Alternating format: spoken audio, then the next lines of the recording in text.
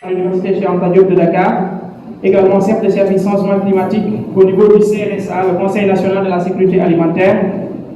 Il y a aussi le doyen M. Aliou Faye, ancien directeur régional de l'UICN. C'est plus de 40 ans d'expérience dans la conservation sur les questions environnementales, mais également liées au changement climatique. Il y a également le Dr Aminata Ndour, enseignant-chercheur à l'Université du Sine Saloum et à l'Université Alioune Diop de Bombay.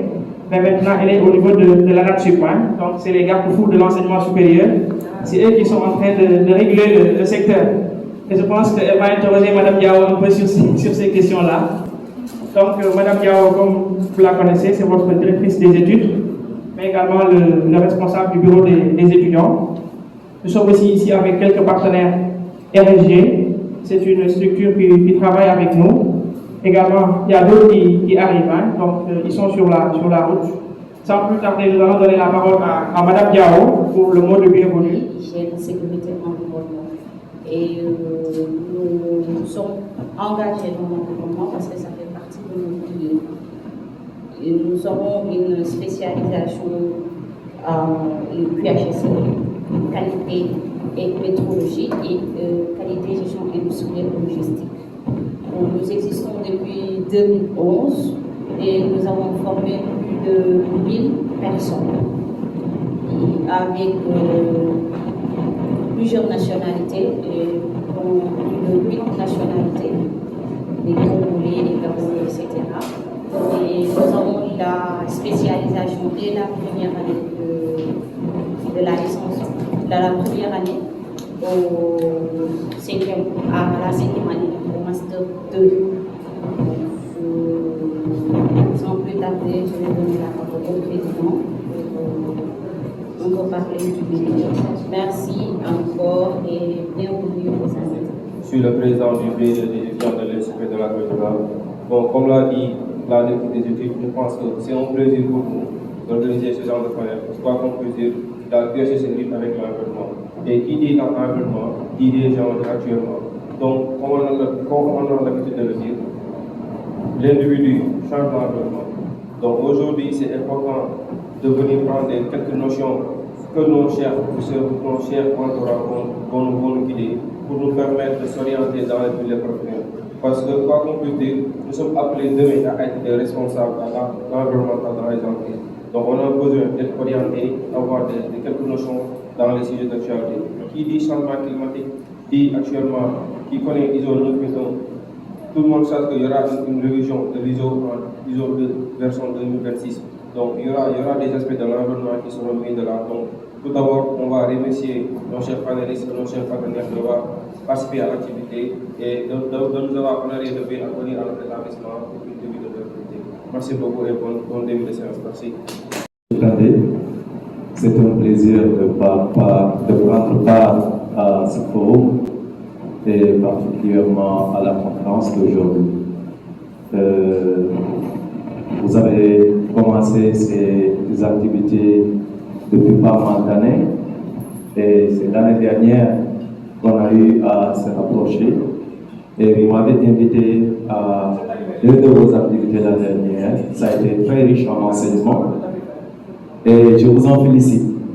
Je vous encourage puisque au sein de vous, vous mobilisez toute une jeunesse pour partager avec eux tout ce que vous avez comme recherche, mais ça leur permet aussi d'apprendre pour entreprendre. Et je vous encourage de continuer sur cette lancée. Chers professeurs, chers docteurs, merci de partager cette table-là avec vous. Et j'espère que j'apprendrai à vos côtés avant la fin de cette conférence. Merci. Comme il l'a dit, nous sommes toujours très heureux de partager notre expérience, surtout s'il s'agit de la jeunesse, particulièrement avec lui, tout ce qu'il entreprend, tout ce qu'il essaie. Je dis souvent, s'il y avait 10, 15, 20 personnes comme lui, la jeunesse prendrait en charge une bonne partie des questions environnementales et jouerait son rôle, le rôle qu'on attend d'elle. Parce que qui dit jeunesse dit demain. Or, les questions environnementales deviennent de plus en plus préoccupantes.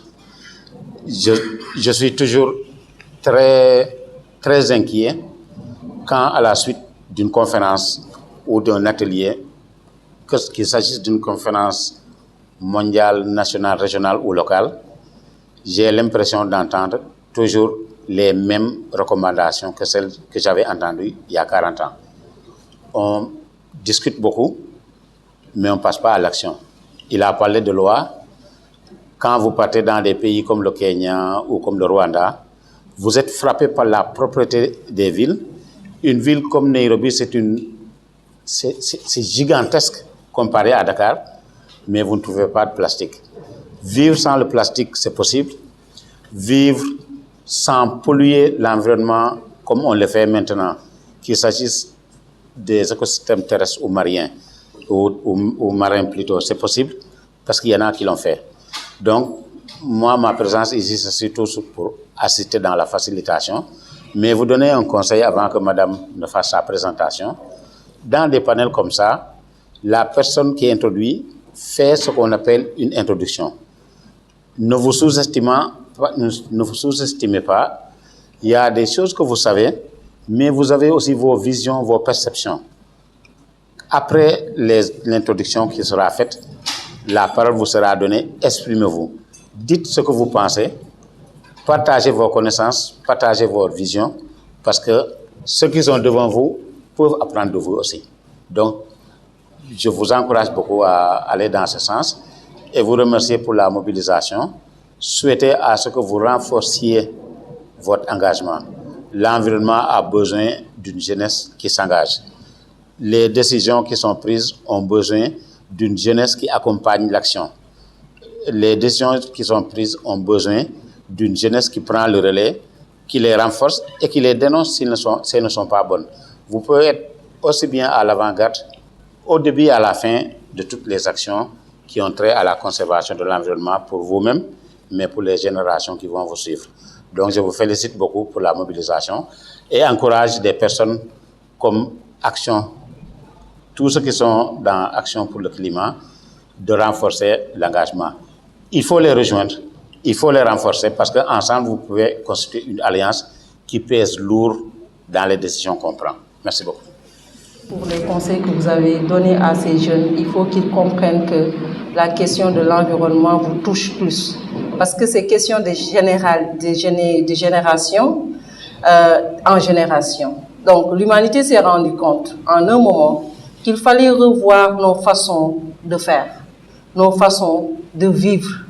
Parce que l'impact que l'être humain a sur Terre est en général un impact qui peut ne pas se limiter à cette génération, mais qui peut même toucher aux autres générations. D'où la nécessité, vous en tant que jeunes, de comprendre que ces problématiques liées à l'environnement, c'est des problématiques qui doivent vous intéresser et que vous êtes les premières personnes qui devront éventuellement penser à des stratégies, des stratégies alternatives. Vous avez eu la chance de faire une formation en QHSE qui vous permet de connaître les enjeux de l'environnement, mais surtout de comprendre quelles seront les solutions pour que la problématique de l'environnement soit prise en charge. Et parmi ces problèmes, nous tous, sûrement, on vous a appris que c'est en adoptant un système, n'est-ce pas, de développement, en utilisant les ressources de façon abusive. Donc, c'est ces actions-là qui ont conduit, n'est-ce pas, à des problèmes liés à l'environnement. Donc, les déchets plastiques font partie de ces éléments qui posent aujourd'hui beaucoup de problèmes à l'humanité. Pourquoi ça pose problème? Parce que c'est des déchets qui prennent beaucoup de temps pour se désagréger, qui prennent beaucoup de temps pour disparaître, qui prennent beaucoup de temps pour vraiment ne pas poser de dégâts au niveau, n'est-ce pas, sur Terre. Vous voyez, alors que ces plastiques ne sont pas venus d'un seul coup. C'est l'être humain qui, à travers ses besoins et ses actions, qui a eu à mettre sur place des mécanismes de fonctionnement, a créé, n'est-ce pas, ces résidus plastiques après avoir utilisé et après avoir largué dans l'environnement, comme ce que vous voyez tous les jours. Et vous êtes fautif, je suis fautif, nous tous on est fautifs, n'est-ce pas? Parce que la résolution d'un problème vient du fait qu'on est conscient que nous sommes à l'origine de ce problème. Donc, c'est quoi ces déchets plastiques? Ce plastique n'est rien d'autre qu'un matériel qui est synthétique, qui est issu d'une ressource que nous connaissons tous, c'est le pétrole. Et vous n'êtes pas censé savoir que le pétrole, c'est, en tout cas, c'est l'une des ressources qui a révolutionné quand même le monde. Aujourd'hui, si vous êtes là dans une salle bien habillée, n'est-ce pas, avec des lumières, tout ça, c'est parce qu'il y a eu cette révolution sur le plan énergétique. C'est pas mal, hein? On peut pas dire que c'est mal en soi, mais il fallait juste encadrer, il fallait juste que ça soit organisé. Qu'est-ce qui s'est passé avec ces déchets? Ces déchets qui sont produits soit dans nos ménages, parce que surtout pour les dames, tous les jours, c'est vos vécu, hein? Tous les jours, c'est ce que vous vivez, c'est ce que vous faites. Vous utilisez des produits, après avoir fini avec le produit, par exemple le pot, la crème, quelque chose comme ça, la bouteille, vous jetez. Vous ne vous posez pas la question de savoir, est-ce que la bouteille peut avoir un impact? Est-ce que la bouteille, un jour, pourrait empêcher aux agriculteurs de pouvoir, n'est-ce pas, avoir les résultats escomptés? Est-ce que la bouteille peut être à l'origine de problèmes? Non. On ne se pose pas les questions. Moi-même, avant d'être environnementaliste, je ne me suis jamais posé cette question. Hein. Pour moi, mon souci, c'est de me débarrasser de la bouteille. Mon souci, c'est que j'ai des ordures à la maison. À force d'accumuler ces ordures, on peut avoir une décomposition. Je me débrouille pour m'en débarrasser. On ne s'est jamais posé des questions sur l'impact que ça aura éventuellement. C'est là où se pose le problème. Donc, ces plastiques, n'est-ce pas, qui sont dérivés du pétrole, il y en a plusieurs, c'est plusieurs types, mais ce qui nous intéresse ici, c'est de voir comment faire pour que ces déchets qui sont issus de nos ménages, issus de nos entreprises, parce que n'oubliez pas que les entreprises sont des organismes de production et ce sont ces entreprises-là qui ont porté la révolution industrielle. Tout ce que vous utilisez aujourd'hui, c'est fabriqué au niveau de ces entreprises. On fabrique une bouteille, mais il y a eu des déchets. Ces déchets, normalement, vous avez fait QHSE, dans le dispositif de management qualité du SME, c'est-à-dire le système de management environnemental, on demande à l'entreprise de suivre une procédure bien spécifiée pour que les déchets-là ne puissent pas contribuer à la dégradation de l'environnement.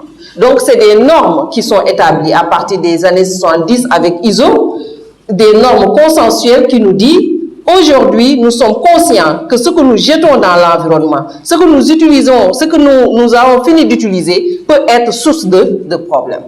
Donc, c'est là où les gens ont commencé à se poser des questions. Et on s'est rendu compte au niveau mondial que le problème des plastiques, c'est le problème extrêmement important, difficile à résoudre.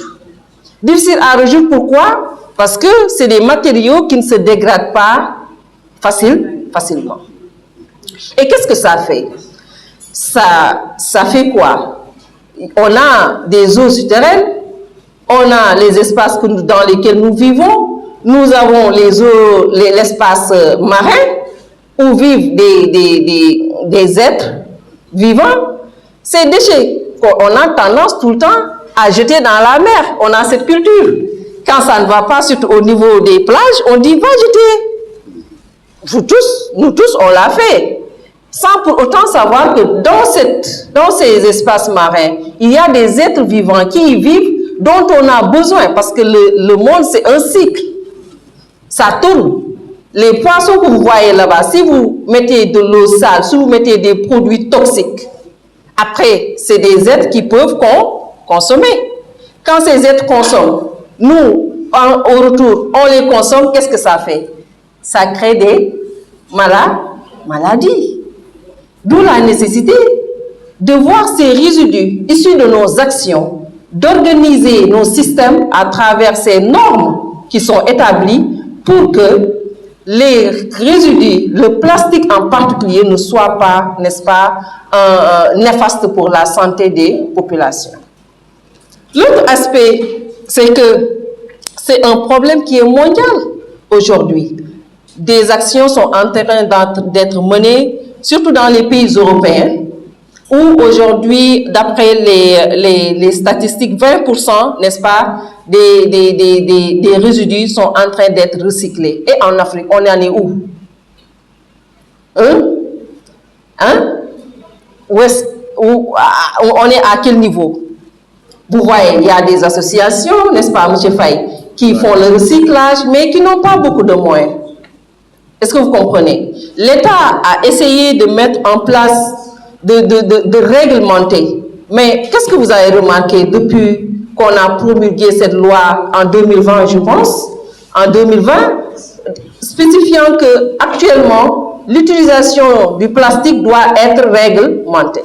Alors que vous partez tout de suite dans la boutique, vous achetez des mouchoirs ou quelque chose comme ça, on vous donne le mouchoir avec un sachet plastique. Pourtant, la réglementation, elle est là. Ils avaient promis des sanctions, n'est-ce pas? Mais, qu'est-ce qui se passe? Quand tu mets en place une loi, tu réglementes, mais la réglementation doit être accompagnée. Si vous mettez en place un dispositif réglementaire attestant que les populations, les acteurs doivent se conformer à cette règle, parce qu'on est conscient que le plastique peut entraver certaines activités, en particulier sur l'agriculture, en particulier sur la pêche, mais surtout sur la santé des populations. On est conscient. Et qu'il y a des déchets très dangereux quand on va dans le domaine du secteur de la santé, par exemple. Le recyclage des déchets est impératif. Ils ont des décrets, des normes de traitement ici au niveau du Sénégal, mais à mon avis, ces normes doivent être accompagnées de moyens et de suivi, comme ce que l'on dicte dans les stratégies, n'est-ce pas, de promotion de la qualité dans les structures. C'est-à-dire qu'il ne s'agit pas de réglementer pour réglementer, mais quand on réglemente, il faut que ça soit accompagné d'actions, n'est-ce pas, qui vont permettre à ces acteurs-là de pouvoir adhérer. D'ailleurs, c'est l'objectif aujourd'hui de ce panel. Vous, en tant que jeune, vous êtes on est en train de vous former en QHSE, mais cela ne signifie pas que vous êtes conscient de ce que le plastique peut faire sur votre vie, de ce que le plastique peut faire sur le plan agricole, de ce que le plastique peut faire dans la pêche. On est tous au courant des difficultés qu'on a aujourd'hui au niveau de l'espace marin, au niveau de l'agriculture, face au changement climatique. Et le plastique fait partie, n'est-ce pas, de ces éléments qui ont vraiment causé beaucoup de problèmes, n'est-ce pas, à ces différents secteurs d'activité. Comment faire? Comment faire du moment où on est conscient que c'est un problème, du moment où on sait que l'État du Sénégal, en un moment, a compris que son espace est submergé par des sachets. On les voit partout, moi, quand je voyage. C'est la première remarque que je fais. Quand tu voyages dans le milieu rural, je ne sais pas comment je peux l'appeler, tu vois sur un horizon que des sachets, en rouge, surtout le rouge, mais ça signifie que la réglementation n'a pas encore d'effet escompté. Que faire? Donc ça, c'est la question qu'on se pose aujourd'hui. Plusieurs actions sont menées au niveau international, au niveau national, mais moi, à mon avis, je pense que le préalable, c'est que les gens doivent être conscientisés. Vous, en tant que jeunes, je pense que chacun d'entre vous peut déjà à présent commencer au niveau, n'est-ce pas, le plus bas, je veux même dire ici à l'école, mettre en place un dispositif qui permet le ramassage des ordures, des déchets. Dans cette rencontre, pour échanger en ce qui concerne les problèmes de l'environnement, notamment la gestion des déchets plastiques. Donc vraiment, je vous en remercie. Merci beaucoup. Bonsoir, cher Moutidia. Je suis docteur en génie civil au niveau du laboratoire national de référence des bâtiments et travaux. Je vous remercie. Donc, déjà, je m'excuse pour ce retard. Vous savez, vendredi après-midi, c'est compliqué avec la prière. Donc, je suis très ravi d'être présent ce soir avec nos panélistes et pour discuter sur ce sujet qui nous tient tous à cœur, à savoir le recyclage des déchets plastiques, leur impact dans notre environnement et dans notre vie sociale. Donc, j'ai retrouvé en cours de route la panéliste sur son échange avec vous qui a été très intéressant. Donc, sur les parties que j'ai en tout cas assisté, donc j'en ai beaucoup appris. Je la remercie déjà pour ces mots. Et également donc, la confirmer dans ses dires. Donc, effectivement, ces déchets plastiques sont un problème que nul ne peut ignorer dorénavant, comme l'a rappelé le directeur Faye. Juste rajouter, pour notre point de vue, nous en tant que laboratoire national de référence, nous nous activons également dans la recherche de tout ce qui est solution pour pouvoir réorienter ces déchets plastiques-là dans les infrastructures routières ou bien dans d'autres types d'infrastructures. Et je pense que ça, c'est, comme elle l'a dit, c'est un début de solution pour réduire les impacts de l'impact de ces déchets plastiques-là. Donc, je prends juste l'exemple du fer. Donc, le fer qui est actuellement très bien recyclé. Et donc, vous pouvez vous-même vous en rendre compte. Vous n'allez jamais marcher dans la rue et voir des bouts de fer qui vont traîner. Ça, c'est sûr. Pourquoi? Parce que derrière, ces bouts de fer-là ont été valorisés. Donc, il y a un service de collecte qui a été organisé parce que les gens peuvent y trouver leur part, peuvent y gagner leur part. Donc, de la même manière, si on arrive aujourd'hui à mettre des solutions pour recycler les déchets plastiques, c'est sûr que derrière, ces collectes vont de la même manière s'organiser parce que les gens y verront le bénéfice. Donc, pour donner un exemple concret, au mois de février, je pense, le laboratoire avec la Géroute et puis une entreprise qui s'appelle Redoute et la CRBC et d'autres experts